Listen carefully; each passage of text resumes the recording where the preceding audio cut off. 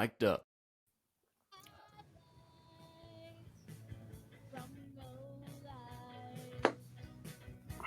Highlights from Lowlifes.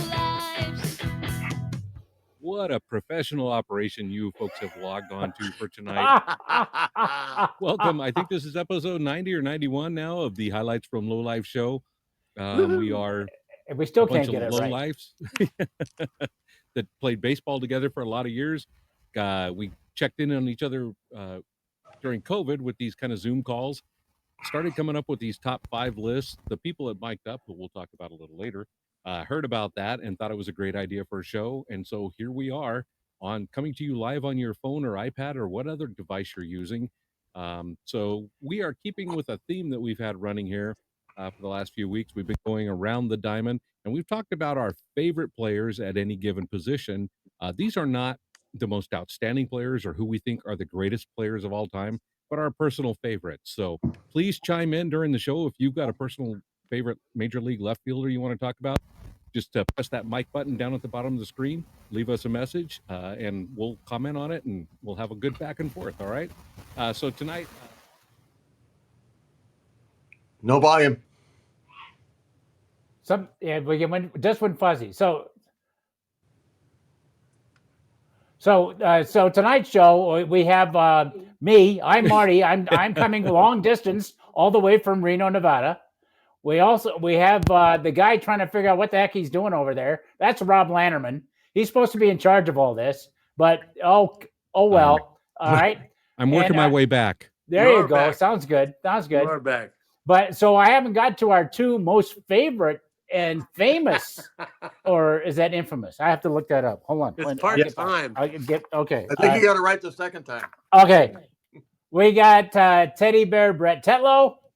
Hey, and we got the always infamous, famous J.C. Penney with us, who's doing his favorite Major League Cleveland Indians. Who is, who you look like? Who is the Brown was the name of the manager. He looks like the character who played the manager. Lou Brown. Lou Brown. Yeah, Lou Brown. The parking lot is right out there. Yeah, you want white walls for that?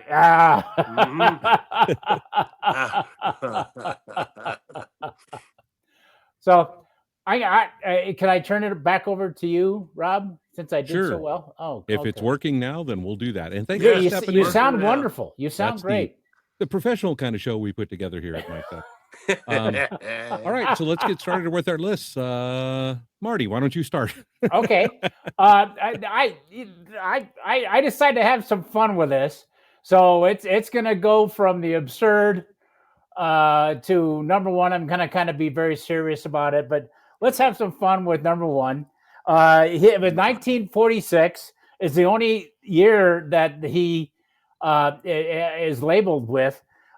He played for the Teetotalers, but he wasn't the best left fielder. He was the best right fielder, second baseman, pitcher, and catcher, and that was Bugs Bunny. and that was and baseball Bugs in 1946. And if you don't believe it, pull it up on YouTube. It's still there. I watched it a couple times even before I came on the show. Yeah, a hell of a change up, didn't he? He really did. And that screwball just went right in there. Well, the changeup stopped. Yeah, that's right. Yeah. My Palooka, my Paris Palooka, please. I like Bugs. Yeah. Well, Bugs. Okay. Yeah, he was great. All right, so take it, Brett. Number 5. I will. Hey, my number 5 is a guy that he was always one of my favorites when I was in high school, listening to the Oakland Athletics battling those 3 World Series back to back in the 70s. That's Joe Rudy.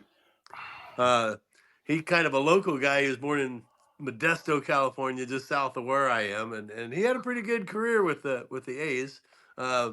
He ended up with a career 264 batting average and 179 home runs. But in 1972, this is kind of why he's my favorite. I was listening on the transistor radio at high school when we had a break, and sometimes in Latin class when we had our earplugs in. But in 1972, he helped the Athletics win the World Series, and made a great game-saving catch in Game 2 that went on to become the highlight reel for many Major League Baseball films. With Tony Perez on first and Oakland was leading 2-0 in the ninth, Rudy raced out to the left field fence and made a leaping backhanded catch of a Dennis Menke's smash to save a run. And earlier in the game, he hit a solo home run. So to finalize it off, he caught Pete Rose's fly ball for the final out of the series. Joe Rudy was, back when we were sneaking the ball game in. That's when they had the day games during the during high school. Right. I kind of liked Joe, so that was made my list. That Yeah. made my list. That Hey, should. JC, what do you got? Can I just add to that? Yes, sir. Yeah, because I remember it was late in the series that the teacher would have it on the TV in the library, Yeah, well, and that's the only time in high school I think I went to the library. well, you didn't have Sister Mary Elephant as your teacher. Good point. Good point. It's funny though, Joe Rudy, every World Series montage of great moments of World Series games always includes that Joe Rudy catch against the wall. Yes. Pretty spectacular. It was. Yeah, made a lot of highlight reels. Yep. JC, take it away. All right. Well, I've got to go back to what the trainer for the Giants used to refer to, because he wouldn't name him, as our left fielder. Yes. Barry Lamar Bonds, 762 home runs, 7-time MVP, 14-time All-Star, all-time leading walk recipient with 2,558 walks. Wow. The San Francisco Giants average was 312. He had there's now 106 splash hits on the little counter up there at Oracle Park. He has 35 of them. Wow. He got walked a lot, so much so that they had some yellow rubber chickens that they would put up on the wall in right field, and when there'd be an intentional walk, it would they would put one up. And with Bonds, when he walked on like 4 pitches because it was an intentional walk, they put one up. Yeah. There were a bunch of them up at different times. There was. And he is not a convicted felon anymore. His obstruction of justice conviction got overturned. Okay. So he's not a convicted felon. So at least he's got that going for him. Yeah, which is nice. Barry Bonds. Hey, I wonder if the Giants made money. I wonder if they had to pay to put those chickens up. Whoever got the chicken from them to hang over the rail. They're probably making money. I remember they were selling those outside the ballpark too. Yeah, probably. But the other we used those. We used those at fantasy camp when your best hitter walked one time during a game. You were able to throw out the yellow chicken and bring him back, put a runner on first base and bring him back to hit. So that was an interesting rule in fantasy camp. Okay, I think Bonds. Rob. I think Robbie, Bonds is still. I think Bonds is still the only guy that ever got walked with the bases loaded. Yeah, I think so. Larry Dexter was Intentionally. managing the Astros and Yes. 2-run lead and was willing to give up one to not pitch to Barry. Crazy. Yep. He walked more times than people had career at bats. Yeah. He did. Never thought of it 2000? that way, but you're Think absolutely about it, right. yeah. Yeah, you're absolutely right. All right. Wow. So my number 5, as usual, I'm gonna bend the rules a little bit, and I'm wearing the jersey for a reason. Yeah. It's pretty much the Boston left fielders, Okay. the Red Sox, and I'm always been fascinated. Ted Williams, Hall of Famer, started his career in 1939. When he retired, Hall of Famer Carl Yastrzemski took over in left field. Yeah. When Yastrzemski retired, Hall of Famer Jim Rice took over in left field. Yeah. When he retired, Mike Greenwell, who was a .303 lifetime hitter and was probably on his way to the Hall of Fame before injuries shortened his career, he took over for 12 years as the left fielder in Boston. He's got Silver Slugger and runner-up on MVP and All-Star games and the whole thing. After Greenwell was out, Troy O'Leary took over for 7 years. And Troy O'Leary, not a Hall of Famer, but he hit 290 wow. during his 7 years with the Red Sox with 117 homers and 526 RBIs. And he was a solid fielder. And then when Troy O'Leary was traded, Manny Ramirez took over in left field. So from 1939 to 2008, that's a 70-year stretch. The Red Sox only had 6 starting left fielders. Man, It's incredible, right? most of them are Hall of Famers. 3 Hall of Famers, 2 guys Yeah, that, well, one that should be, one that could have been, and then Yeah. another guy who right now, he hit, what, 290? He'd be a Yeah. superstar in the modern game at 290 batting average. At 290, you were way up there. Yeah. Yeah, High demand. unbelievable the run. Unbelievable. So Yeah, that's that's great. 70 years of 6 guys playing left field for you. And what if left field to play? No kidding. Yeah. Yeah. Even I didn't even think about that. Yeah, in front of Yeah. a monster. A monster Oh. there. You had to learn how to Yeah. play the carom. Yep. Yeah. All right. So that's it. I think that wraps up round 5. Cool. Let's move into round 4. We'll send it to Teddy Bear. Oh, okay. Well, this is a real local guy here. This guy is no relation to Ricky Vaughn, but it's Sacramento's own Greg Vaughn. He played left field for the Brewers for a while, along with a few other teams like the Padres and the Reds and the Rockies. But he's one of our local dudes.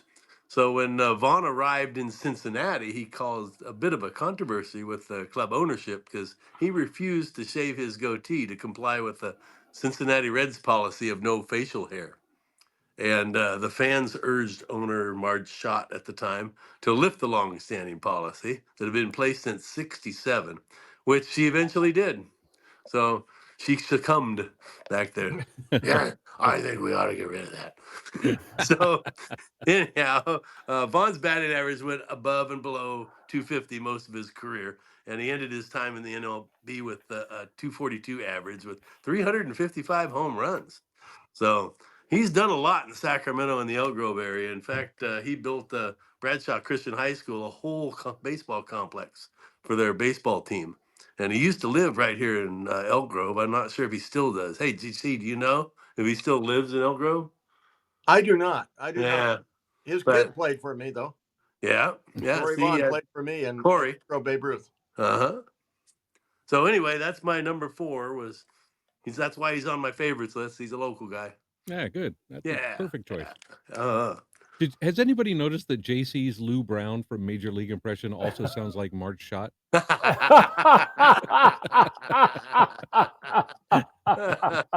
And we were going so Come well. on, too. Shotzi, We were move going on. so well.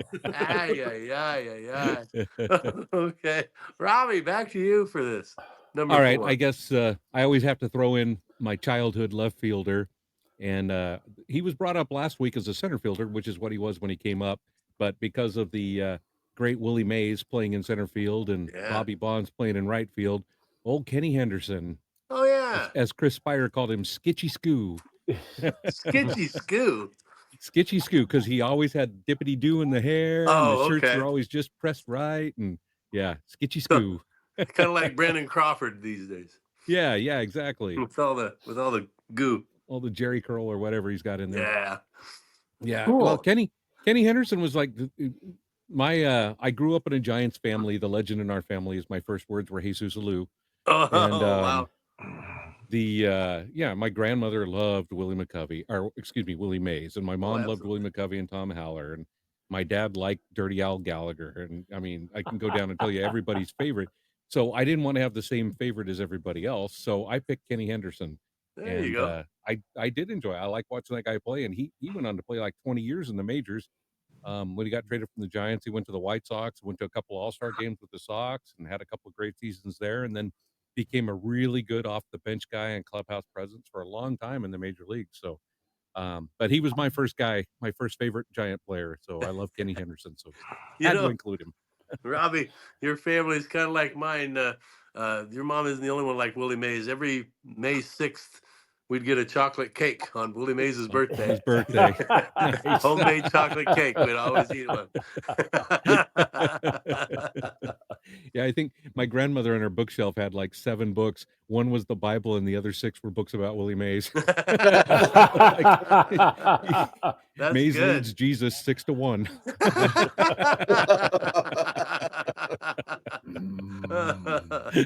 All right, I better give this over to JC before I do something stupid. Go, JC. There you go.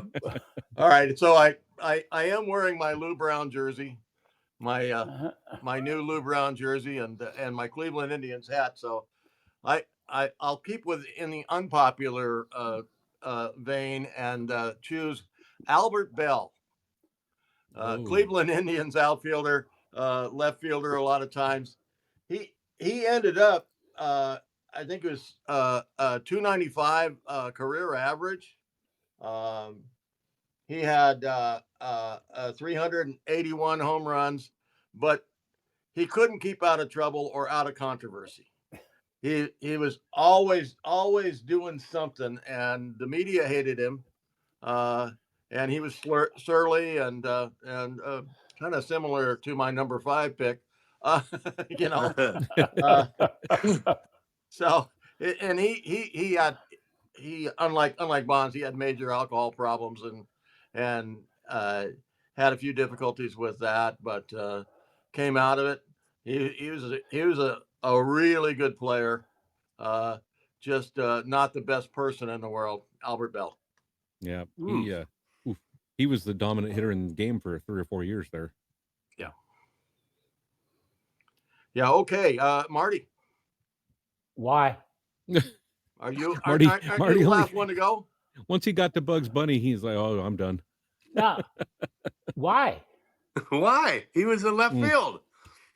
Who's Why? on first? Oh, why is in left? Why?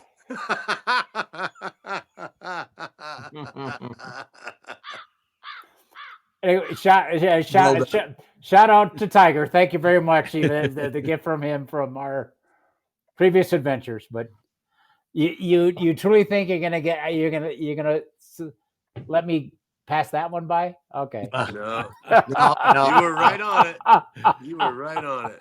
Oh, brother. From And you people wonder Bugs why. Bunny to Abbott and Costello. There you go. You got it all going on. All right. And the best is yet to come. Boy. Oh, boy. He said he had fun with this. That's what it's all about. We're having fun with this. Yeah. Yep. And like I said, you people wonder why I drink. Speaking of drink. All right. Well, speaking of that, it's my favorite See, part I of the was show. running a good lead in, wasn't it? Yes, it Yeah. was. All right. It's my favorite segment, which is called "What You Drinking," and the highlights from Lowlifes continue to be sponsored by our good friends at Almanac Beer Company in Alameda, California. Delicious beers. They are, without question, one of America's leading craft brewers. And again, we always talk quickly about the different beers we're drinking. I love their lager series. Changes about every 3 months into a new flavor. I'm still enjoying the Buenos Vibras Mexican style lager. It's a great summer beer, a lot of flavor, but boy, it goes down good. To borrow from the old Schaefer beer slogan, it's the one beer to have when you're having more than one. It's a good one. What you guys drinking? Well, I'm all out of Buenos Rivas and Porch Light Lager and Kolsch, True Kolsch. Luckily, I did have some True American lager. Ah, yeah. They've made a American lager out of it, and JC gave me one here the other day, and it was pretty good. I went out and found some, and it's a nice crisp lager on a nice warm day here in Sacramento. It's heating up down here in the valley, so we need more of these. The only trouble I have is it's just a little feller. They only come in 12. Now I'm used to the almanac. When I grab an almanac, I'm used to a pint. This is only 12 ounces. This is a little feller, but that's what I'm having today. Nice. Who else? I got the Seaside West Coast IPA by Almanac. This is a very good West Coast IPA. Very smooth, not too hoppy, and it's great on a hot day like today. Believe me. Cheers. Cheers. Prost. Well, I popped a lager Yeah. to start the show, and You got the big can. no, oh, no, Was that the 12 ounce? Okay. that's it. That's it. But anyway, I just popped this as we started the segment, and I love Almanac, and even more so, I love you guys. No, I'm totally honest. They're a great bunch of friends, and we've been able to pull this off for 90 episodes. Yeah. But sometimes you have to take one for the team. Okay. I just popped this. Yeah, they labeled this on. This is the Sour Nova Plum. And okay, now and surprisingly, it doesn't look bad. Obviously, more reddish. It's plum, right? So on the air, Almanac. Here we go. Thank you very much. Marty's first taste of the Marty's sour Nova. sour. This may be a mistake, but Yeah. He's taking it for the team, folks. He got a smile. What an intriguing flavor.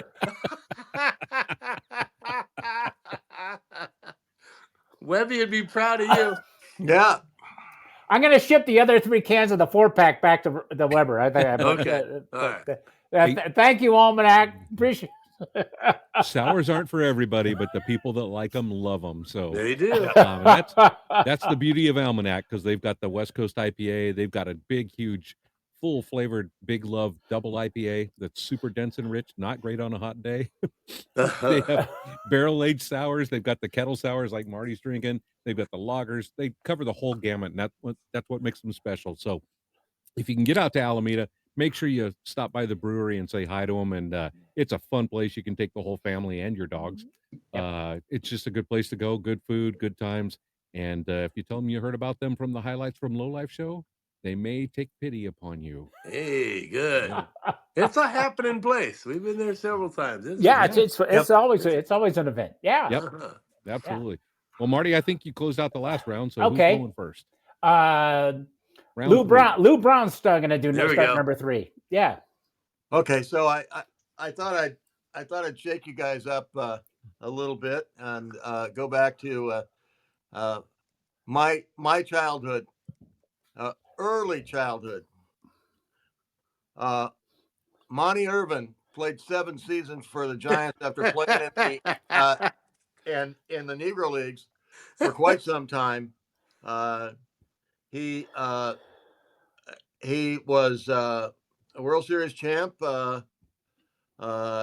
in 54. He was Giants All-Star in 52. He batted 296. And he was elected to the Hall of Fame in 1973. That sour's getting to you. Yeah, easy there. Okay. Can you wipe your camera lens down? Once in the wipe off the screen. Wipe on, wipe off. Sorry about that. That move button. Yeah, he did come to fantasy camp about 2 years before he died. Is a great little guy, and he was someone who probably was poised to break the color barrier before Jackie Robinson did, but he had some injuries, so he didn't come up until 1949, 2 years after Jackie. Yeah. So that's my guy, Monty Irvin. Good job. Good I pick. was 6 when he retired. Good pick. Yeah. All right, let's go. Let's go with Teddy Bear. Okay. Hey, I had the pleasure of meeting this young man here at Fantasy Camp when he was a special guest there with Will Clark, and listening to his stories. It was awesome. It was Kevin Mitchell, and he was kind of enforcer, it sounded like, for the Giants. Anytime you had a problem, you just had Kevin stand behind you, and it seemed like it solved itself fairly quickly. But when he was at Fantasy Camp, he talked about all kinds of things, and some of the things he talked about is making people go night-night that didn't agree with him. He said, "Yeah, I didn't like the way he talked to me, so I made him go night night."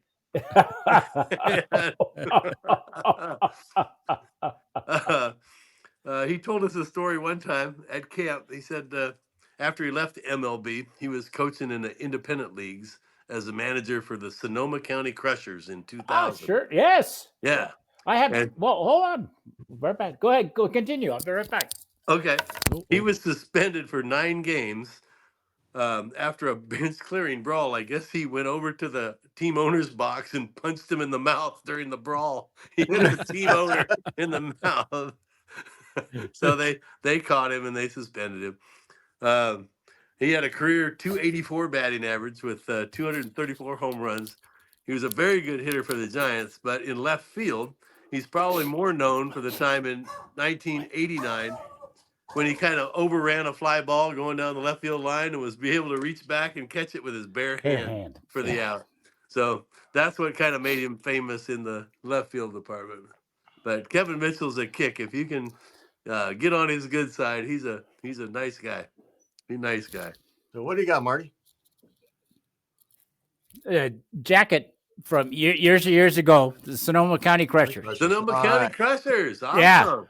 Yeah. Good. So I can't. I'm too fat. I can't wear it anymore. But other than that, Robbie, you want it? Yeah. But yeah. Oh, good. Hey, that's my number 3. How about Marty? Okay. Who's your number 3? I mean, Lou Brown was talking about his childhood favorite, and I guess it wasn't really my childhood favorite, but it was later as I got out of school but he was a local guy in the East Bay, and when he came on the scene, he just he was a phenomenon and became a phenomenon his whole career, and that was Ricky Henderson. Phenom, yes. Yeah. Ricky. In a Hall of Fame, MVP, 10-time All-Star, and pulling up some of the stats on MLB. All-time leader in both hits, 2295, and steals, 1406 at the time. Ranked 14th on the all-time WAR list for position players. Oh, wow. I have no idea what a WAR list is. Wins over replacement. Oh, well, okay. That means he was really good. Yeah, it does. Yeah, and he revitalized baseball, and he just did it better than the last guy. He was always every time he was on base, it was always something to see. You didn't go to get a beer. You didn't go to the restroom. Ricky was on base. You had to see what he would do next. Stuck around to see how much he could run. Yeah, and the greatest. Come on! I had a good story. I'm gonna need your help. The other gentleman on the micdup app, he does the Cal baseball. He does Jim Darby. Darby. I apologize, Mr. Darby. But he had a story about Ricky Henderson that always stayed with me, and it's in the archive somewhere. That when he was with Mizuno, Ricky went to Japan, and it was supposed to be a publicity tour for Ricky in Japan, and no one understood Ricky. They understood English. But remember, Ricky always talked in third person. Ricky does this, and Ricky does. Yeah, Ricky be doing this. So they sent Darby along with him as an interpreter to speak from Ricky to English to. Oh, wow! And I thought that was the funniest thing ever because it fit right in with a man's personality. That's Darby spoke Ricklish.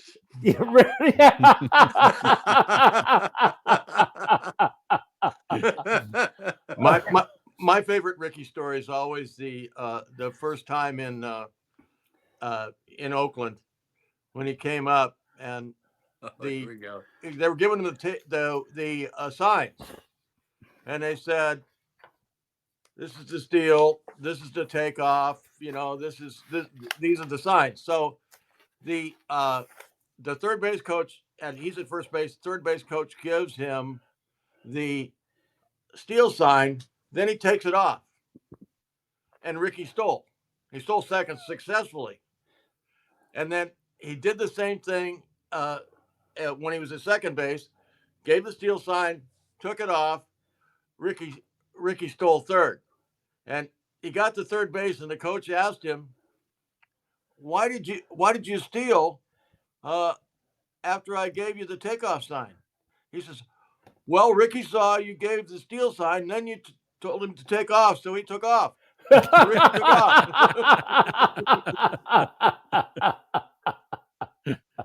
Oh gosh. Who's left for round 3?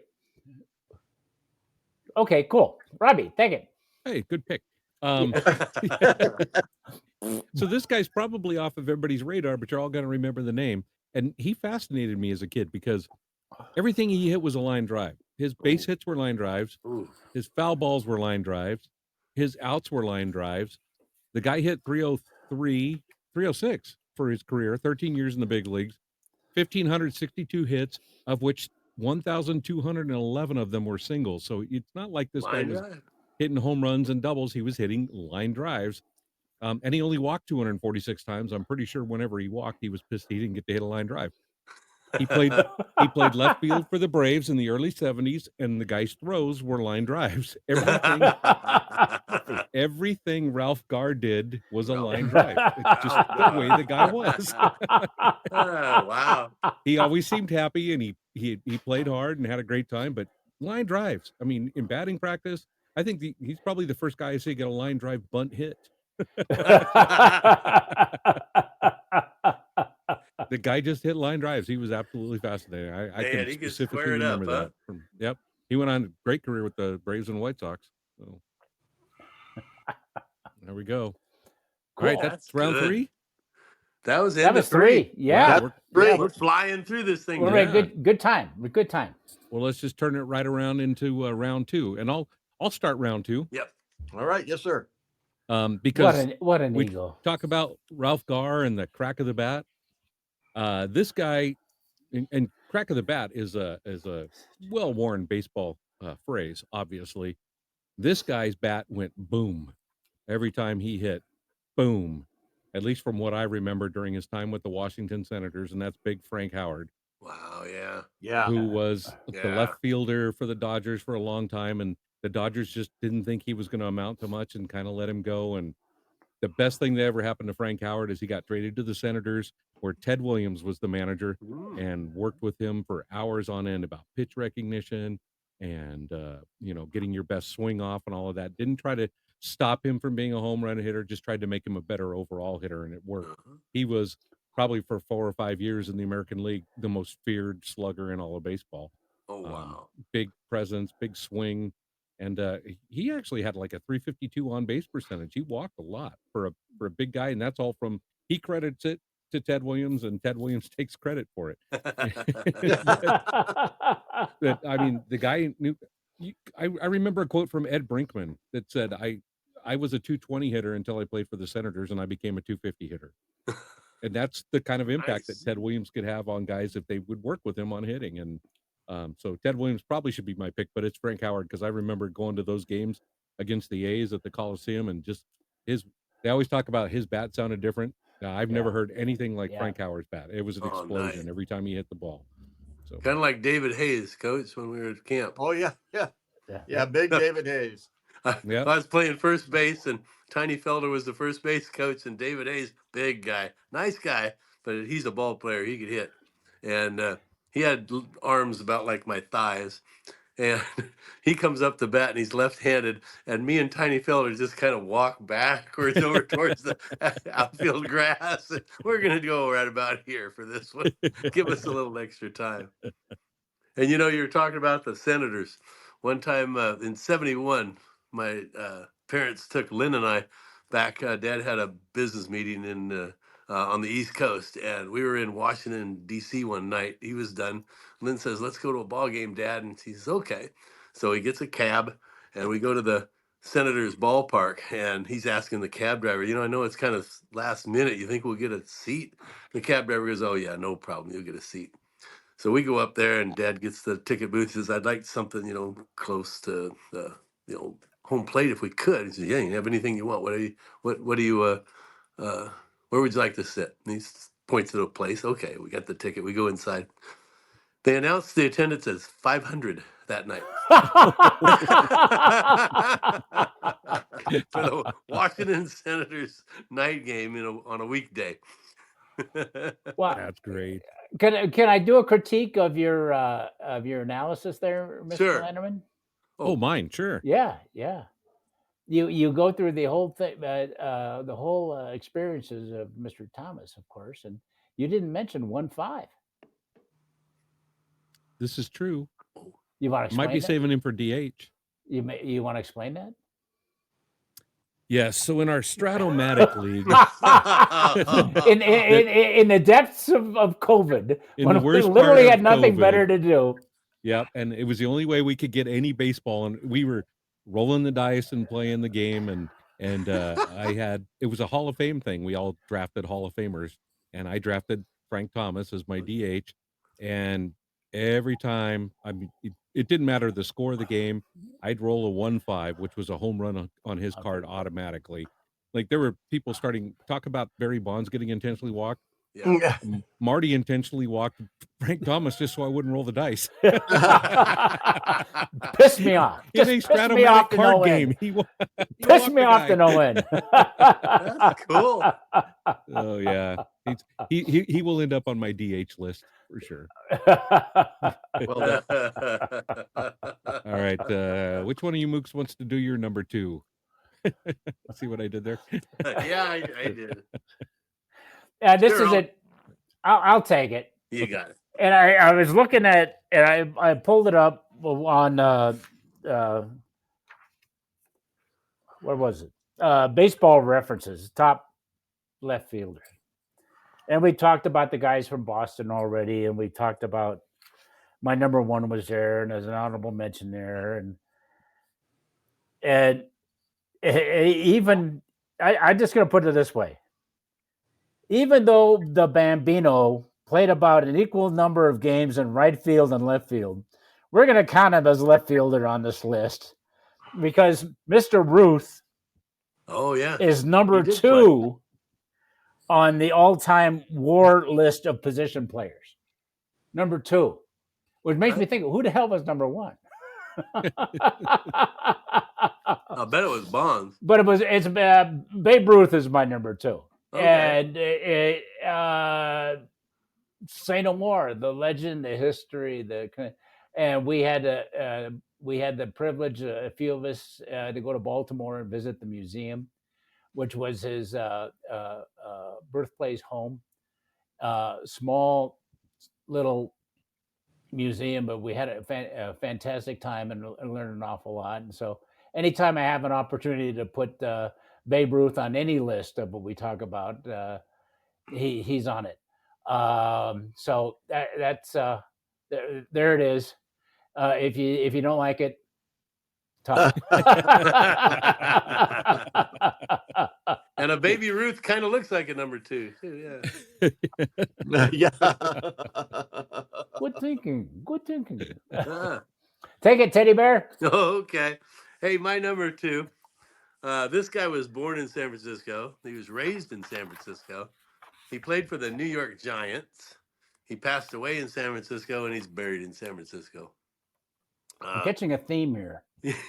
He was so revered in San Francisco that they named a bridge after him near the park and an entrance gate at Oracle Park. It's Lefty O'Doul. Oh yeah. Yeah. He played 11 years in the Major League Baseball, some with the Yankees, some with the Red Sox, and a couple of years with the Phillies, before ending his career with the New York Giants. And he had a career batting average of .352, and he had 6 5-hit games. Wow. That's amazing. Yeah. I think JC attended his first game there in New York Giants back in Yeah. 1933, both as a left fielder and a relief pitcher. But when his career ended, he stayed a coach and coached the San Francisco Seals and was working with the American and the Japanese ball players. And this was before the war and after the war. And he contributed a lot to the Japanese baseball system with his tours to Japan and stuff, and to work with the ball players over there. So much so that he was the first American voted into the Japanese Hall of Fame. Wow. Yeah. Yeah. Wow. Yeah. Now, is that bar still there off Union Square? Sadly, no. It closed during Oh. COVID. It didn't make it through the COVID Oh. period, but yes, it was there for a long time. Yeah, it was Yeah. now that was his. That actually was Well, his, he right? founded it in 1958, I think it said. Right. And Right. Okay. and then He it sold moved out, but- location. It moved location, and then in 2020, it just didn't quite make the couldn't get past the COVID. All the I didn't know that. That's all the that's Newsom rules. Yeah. that's truly sad, because that was a fun place to go to Yeah. Union Yeah. Square and maybe the theater and then wind up there. I did Yeah, that. it was a lot. all Yeah. Oh, it's Yeah. baseball heaven in that bar for sure. Which Yeah, theater did exactly. you go to, Marty? Did you go to Pardon me? Mitchell's? Say again. What? Which theater did you go to? Oh, Did you happen to go to Mitchell's th- theater? Yeah, it was the brother. Yeah, no, was that the brothers? Yes. Mr. Okay, Brothers, yeah, that one. Yeah, okay. You guys. The other one were too. You The other gotta ones know were too San pricey. Francisco. The other one were too pricey. I mean, come on, you know me. I'm a Oh skin no, flip. Come Mitchell's on. is really pricey. Well, getting in was easy. Getting out is the getting hard in part. was easy. Getting Yeah. out of the hard part of that. Yeah, That's yeah, it. right. That's it. right. Yeah. All right, JC, who do you got for your number 2? Well, I'm going to go back to a couple of years before I was born. There was a guy who played for the New York Giants by the name of George Burns. Jesus Christ. Not the comedian. Not the cigar. Didn't he Not the fight in the cigar Revolutionary smoker, no. War? Right? He fought for the Revolution. Yeah.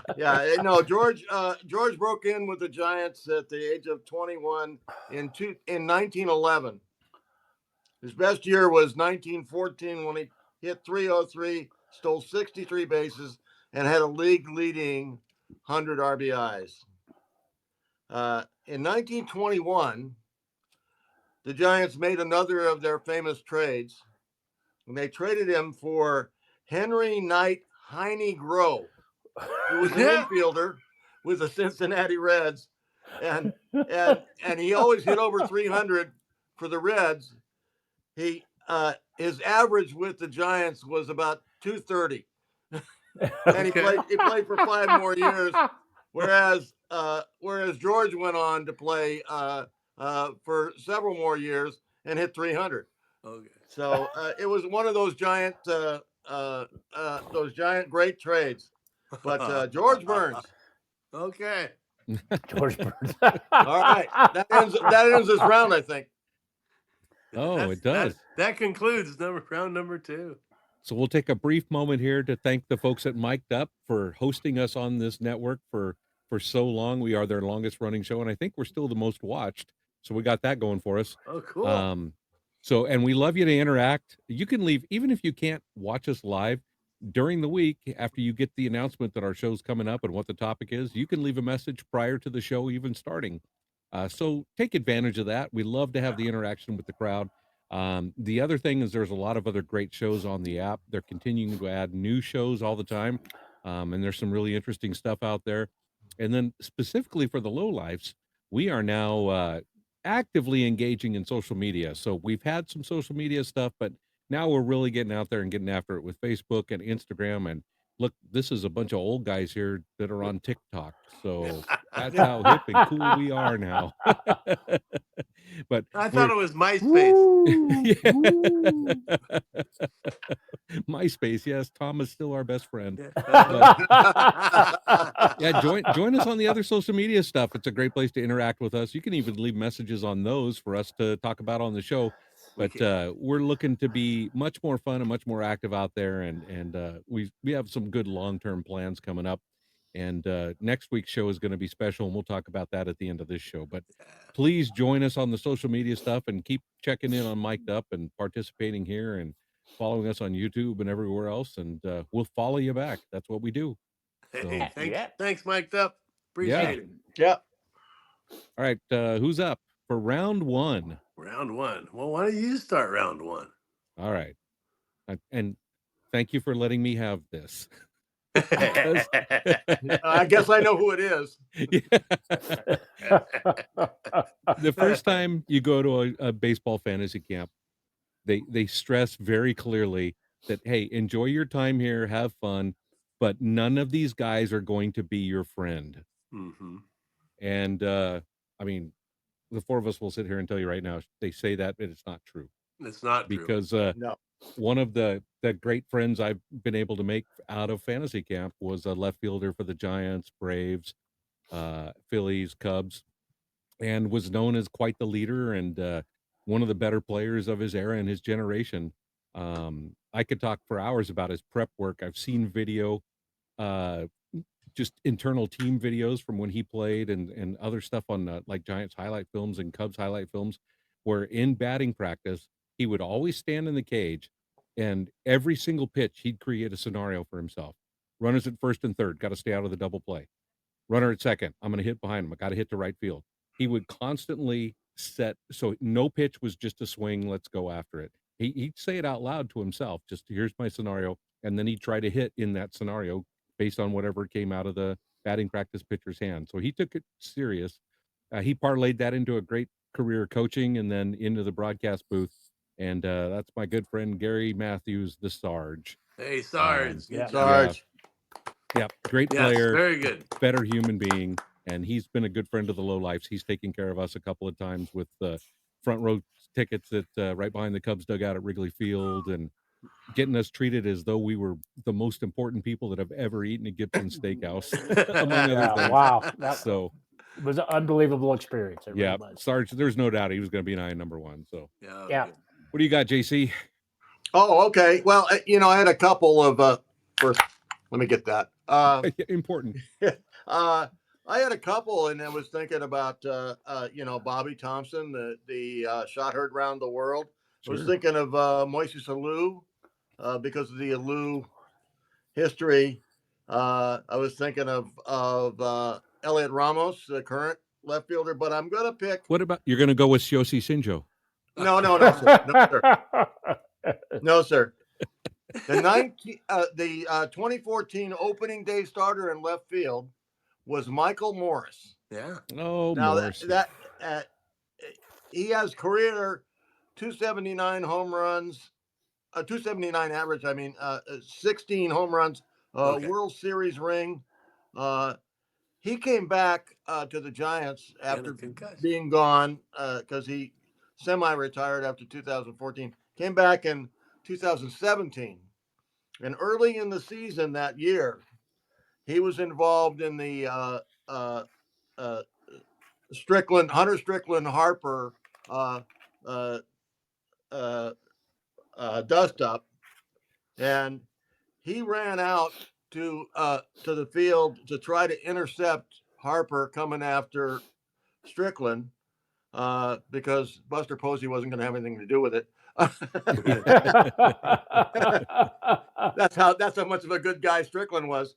And he collided with Jeff Samardzija, who's former tight end from Notre Dame, and it took him out. It ended his career because he had a concussion, and the two of them were trying to get between these two pieces of goat excrement going at each other, and unfortunately, it didn't work out well for Michael Morris, and it ended his career. But he was always an interesting guy, a good guy to root for, and so Michael Morris, he's my number one. Yeah, very good. Good pick. Yeah. Cool. All right, let's go with Marty. I'm going to take a while with this because I had a chance to study this individual, and he impressed me not only for what he did on the field, but what kind of person he was. I'm not a big fan of Bob Costas, but Bob Costas put this: all Musial represents is more than 2 decades of sustained excellence and complete decency as a human being. Wow. And of course, that's Stanislaw Francistic Musial, Wow. or Stan Musial. Stan. Came up in 41. In his first full year in 42, the Cardinals won the World Series. The following year, Musial led the National League in 6 different offensive categories and earned his first MVP award. He was also named as the National League All-Star squad for the first time and appeared every year since in his 24-year career. Wow. Man. He's in the Hall of Fame, of course, and 331 lifetime batting average. 24, like I said, 24 All-Star games, 3 World Series championships, 7 batting titles. Number 6 is retired. He's in the Cardinals Hall of Fame, and of course on the All-Century team in the Major League Hall of Fame. And I had an opportunity to be in St. Louis, and we went to the Hall of Fame, and the gift shop was there. Of course, any Hall of Fame ends in a gift shop, right? Let's be honest. Well, absolutely. All yeah, right. It's merch. And there was a jersey of his, and I'm not sure it was an actual jersey, but it was all stitched, and you could see the fine stitching. And it was very pricey. It was over $400, and I wanted it. And then I thought, what would you do with it? I'd be afraid to wear it. I'd be afraid to put it up on my wall with my other jerseys or something like that. But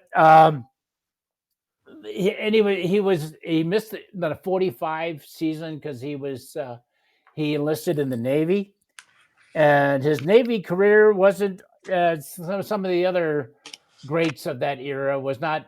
He actually didn't get into any combat. He was at Pearl Harbor, and with a ferry service, and helped escort those wounded ships back into Pearl Harbor so they can get the fix. But he was but he was a great human being. He was married for 72 years. He had a kind of a fun side to him too. He played the harmonica. Did you know he played the harmonica? No. In 1985, he was on an episode of Hee Haw playing the harmonica. I was probably at work. I guess the crowning achievement, I guess, as a human being, happened in February 15th, 2011. Stan Musial was awarded the Presidential Medal of Freedom by Barack Obama. Nice. And said, an icon was a beloved pillar of the community, a gentleman you want your kids to emulate. He was passed away at the age of 92 in 2013. I had an opportunity. I guess I'm making a big deal about it. I had an opportunity. Before I retired from Merrill, one of our clients, we started talking about baseball, and he came in and he says, "I got this book I want you to read." So he came back a couple of days later and it was a book on Stan Musial. I got this as a kid, and you opened up the flyer. Stan Musial signed the book. Oh, wow. That he had for 40 years. I want you to read it. Shit, I'm afraid to touch it. I mean, you know what? And it was a great read and all that kind of stuff. But there's no doubt in my mind that my favorite left fielder is Stan Musial. Yeah. And at the end of the show, if we got a few minutes there, doing some research, I came across a paragraph of one of the goofiest plays you'll ever want to hear about. If we got time, we'll do it later. Okay. But anyway, Teddy Bear, did you do yours? No, not yet. Okay, let's do it then. Great. You went from Bugs Bunny to Stan Musial. I got it. Hey. That was awesome. little schizoid. You had fun with it. Hey, this guy was born in Riverside, California. But Dusty Baker's family moved to Sacramento when his father was stationed at McClellan Air Force Base. And he played for the Dodgers for a while. Boo. There we go. A little slowing. Baker, Dusty excelled in basketball, baseball, football, and track at Del Campo High School in Sacramento. He was inducted into the San Joaquin Hall of Fame in 2010 for his play at Del Campo. But in 1984, he became a free agent and was selected by the San Francisco Giants. And he only played 100 games, but in those 100 games, he got 71 hits and 3 home runs. Wow. So not too bad. Yeah, that was a good pickup by them. So when he became manager of the San Francisco Giants, he was only the 7th black manager to be in the Major League Baseball. Not bad. He still spends time in Sacramento, duck hunting in Northern California preserves and attending baseball games. JC and I have seen him a few times when we were at the Sacramento River Cats games. And, he's up in the stands just sitting there like a row up and a few seats over. And, you don't want to say, "Hey, Dusty, how you doing?" No. So we'd get up and we'd walk past him when we were going to get another beer or something. And we'd just say, "Hey, Skipper, how you doing?" And he's got his toothpick in his mouth and he just nod. It's not. But that's my number one for my favorite left fielders is Dusty Baker. Yeah, Good great pick. Yeah. Okay. When Dusty was a manager, he also came to fantasy camp. Yes, he did. He came to fantasy camp, and we all got to sit with him and talk to him, get him to sign baseballs and that sort of thing. That was a real treat for a Giants fan at fantasy camp. At The fantasy. actual manager is there. Yeah. Wow. Yeah. Yes. And he's Yeah. got the Baker Family Wines winery out in Sacramento. Yes, out there. So Yeah. he spends a lot of time there when he's not out fishing and hunting. Yep. Yeah. He's got the biggest hands I've ever seen on anybody. Oh, he does too. He could be a wide receiver. Yeah. Yeah. With those hands. Absolutely. All right, Okay. Who needs to go? JC, you Webby, gotta I go. think we're Number done one? with the rounds. Yeah. Good. I- All right. I'm done. Good job. All right. Cool. All right. All So we got Webby called in, and then Okay. we'll go to our honorable mentions, and then Yes. we will all palpitate as Marty tells us this story. One of the There we craziest go. plays in baseball history. All right. Okay, a couple of left fielders that I thought of, other than Barry Bonds for you Giants guys. Joe Rudy of the A's, who made that iconic catch in the World Series. He was a leader for those World Series teams. Great guy. And another one would be the Bull, Greg Luzinski. Yes. Phillies White Sox outfielder for years. Terrible outfielder, great hitter. He was on my honorable mention list. Yeah, I mean, mine too, which is, Yep. I mean, that's where we're going to go next is honorable mentions. I had Luzinski down because I thought he looked like he belonged in a beer league. Uh-huh. And then Yeah. the other guy he traded off left field with and traded off DH with at the time was Ron Kittle, who looked like he also played in the same beer league, but Kittle was also the guy that kept the scorebook because he had those big goofy Coke glasses, No. Coke bottle lens glasses. Those were my two honorable mentions.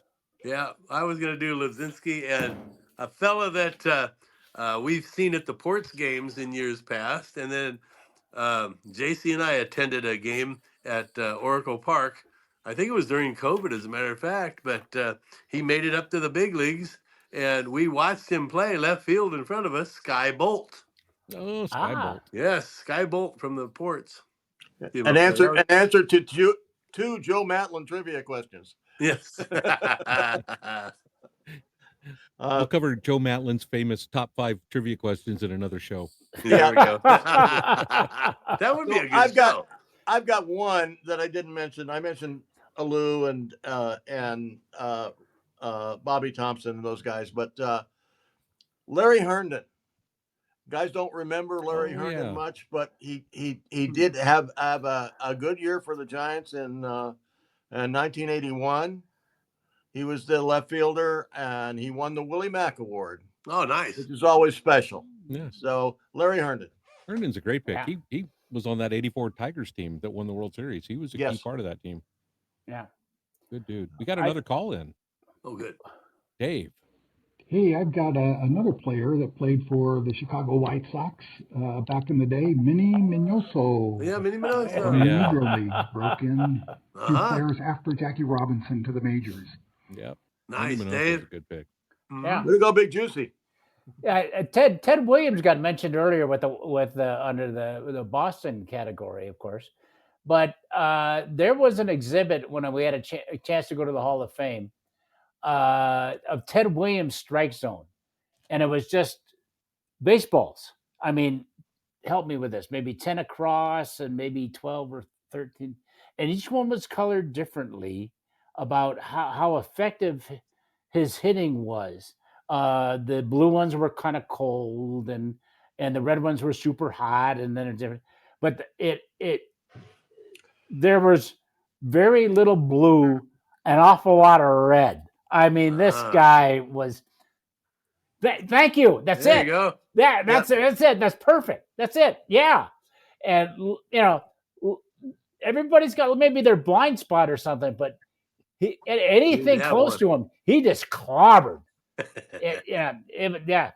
Thanks. Yeah, and that one stuck with me. Like, a lot of things in the Hall of Fame stick with you, but that's one of the things I took away. And we mentioned him a little bit. He was glad, but I think we need to mention him again. Yeah, splendid. Yeah, and he wrote on every single baseball. He wrote what his lifetime batting average would have been if every pitch was in that spot. Oh wow! So like they'd say 240 here, 363 here, 500 there.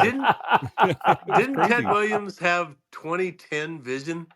Like what we can see at 10 feet, he could see at 20 feet. Yeah, and he was a combat pilot. Yeah. Oh yeah. I can believe it. Yeah. I can Right. believe it. Yeah. Pilots have good vision. Yeah. All right. Well, so what we're going to do now, Marty's got this story he's going to read, and we're I'm on pins and noodles about this. At the end of the story, we have a very special episode of Highlights from Lowlifes coming up next week. Okay. So sit tight, and Marty will tell you the story, and then we'll tell you why it is absolutely must-watch appointment television next week. There you go. All right. This was in Musial's biography. June 30th, 1959. Musial was the batter in one of the oddest plays in baseball history. In a game between the Cardinals and the Cubs, Musial was at the plate with a 3-1 count. The pitcher's next pitch was errant, evading the catcher and rolling all the way to the backstop. The umpire called ball 4, even though the pitcher and the catcher contended that Musial had foul-tipped the ball. Because the ball was still in play, the umpire was embroiled in an argument with the catcher and the pitcher. Musial kept running in an attempt to take second base. Seeing that Musial was trying to go for second, Alvin Dark was an infielder for the Cubs, ran to the backstop to retrieve the ball. Okay, with me? The ball wound up in the stands in the hands of the field announcer, but Dark ended up getting the ball back from him. Absent-mindedly, however, the umpire pulled a new ball out of his bag and gave it to the catcher. The catcher noticed that Musial was trying to go for second and took the new ball and threw it to the second baseman. The flu went over the second baseman's head into the outfield. Dark, I'm going to use his name specifically, at the same time that the new ball was thrown into play, thrown over into the outfield, Dark took the original ball and threw it to Ernie Banks, covering third. Musial did not see that throw, so he tried to go for third. On his way there, he was tagged out by Ernie Banks. And this is just the last line that's going to say, this is the last few words of the sentence. On his way there, he was tagged out by Banks, and after a delay, Musial was ruled out. We had two balls in play at the same friggin' time. Oh gosh! And I thought, it sounds like something crazy. We do. It's so crazy we couldn't even do it in fantasy camp or Lodi or something. Well, technically, since the ball was touched by the announcer in the stands, it should have been dead ball, and he gets awarded the base he's going to +1, so he would have been at third base safe anyway. But a lot of people involved. What a crazy play. So I thought you guys would That enjoy is that. a crazy play. Thanks. I for thought sharing you'd enjoy one. that. So Yeah, it was. That was good. That's a good one. All right. was great. Well, I think that about wraps it up. So our teaser that we laid out there, next week's show, a very special episode. The Lowlifes are on the road, and we're not going to just the Ports game this time. We will be on the Bourbon Trail for next week's show. woo-hoo! We'll be in Louisville, Kentucky, Kentucky, baby. where we will be prepping to go to the Louisville Slugger Bat Factory and then see a Louisville Bats game that night, and a distillery or two in between. No. Yeah, it was a shocker. So that'll be our launch of our trip. We're going on from there to Cincinnati, Cleveland, and Pittsburgh, taking in games and team Hall of Fames in every town, and the Roberto Clemente Museum. And so we are going to come to you live from there. We're going to drop a bunch of stuff on social media, on TikTok and Instagram and Facebook, where you're going to be able to see what we're doing on the trip, and you can interact with us while we're out there, and we should have a good time. But next week's show, live from Louisville, with a lot of bourbon and Yingling in our hands. So Yes. we love Almanac. We're probably not going to find it in Kentucky, so we'll just have to go with our plan B. So that's the plan. You guys got anything else before we wrap it up? Looking forward next week. Yeah, All right. I mean, nice show, guys. Way to You go. guys Have a enjoy good, it. good. Way to go. Thank you Our again. good friends at Almanac, we thank you once Thank again. We will miss you in Kentucky, but we will be here when you get back. You'll be here when we get back. That too. He's been drinking all day.